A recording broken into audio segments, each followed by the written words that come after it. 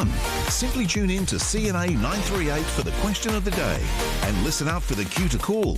Join the CNA 938 quiz now.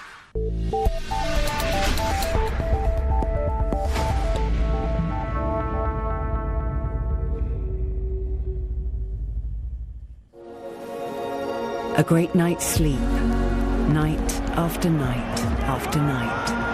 That is the difference. The difference is Temper. Time, brought to you by Temper. This is Asia Tonight.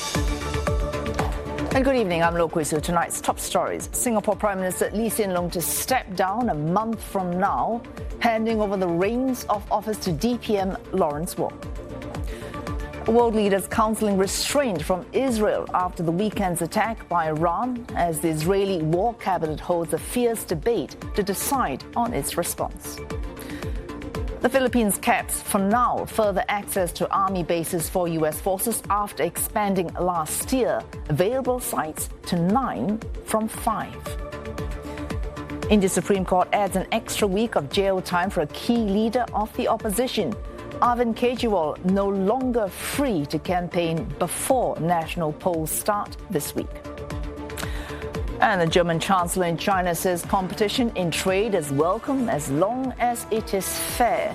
Olaf Scholz to add to recent calls from the US and France for Chinese clarity on Russia's war in Ukraine.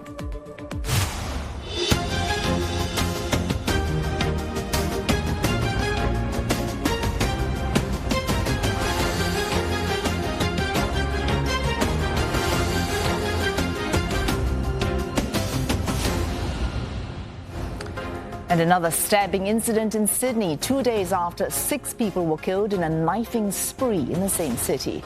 A black ribbon has been projected onto the sails of the Sydney Opera House, paying tribute to victims of Saturday's rampage.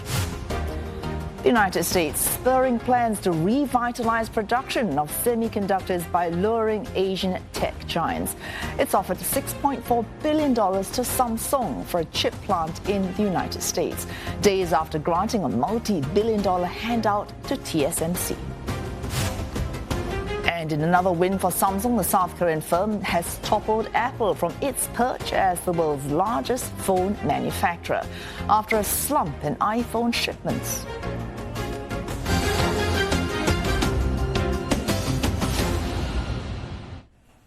Our Singapore Prime Minister Lee Hsien Loong will step down from office exactly a month from now in what has been a widely anticipated leadership succession. Deputy Prime Minister Lawrence Wong, who was earlier appointed the leader of the so-called fourth-generation political team, will take over. A statement from the Prime Minister's office said PM Lee will formally advise the President to appoint DPM Wong to succeed him.